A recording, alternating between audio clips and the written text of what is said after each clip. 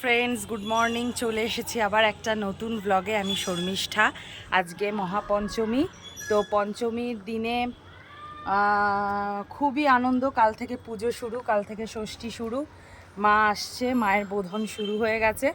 তো এই পুজো পুজো ভাব, এটাই ভাল লাগে। পুজো আসলেই মনে হয় 4 দিন মানে তাড়াতাড়ি করে কেটে যায়, মানে ভাল লাগে না। এই আসাটাই ভালো, আসলেই তো আবার সেই 1 বছরের অপেক্ষা।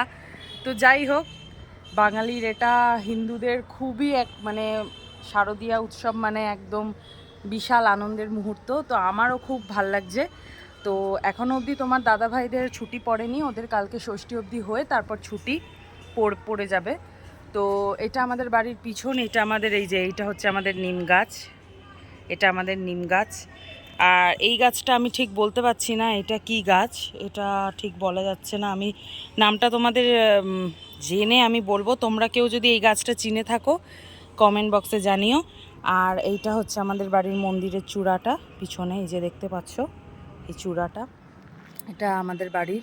এই যে নারকেল গাছ দেখতে পাচ্ছ, এটা আমাদের বাড়ির পিছনটা তোমাদের সাথে শেয়ার করলাম। তো আজকে মঙ্গলবার, তোমরা সবাই জানো যে আজকে আমাদের নিরামিষ। তো চলো দেখাই নিরামিষে কি কি আইটেম হচ্ছে, কি মেনু হচ্ছে। স্পেশাল কিছুই না, নর্মাল দিনের মতনই।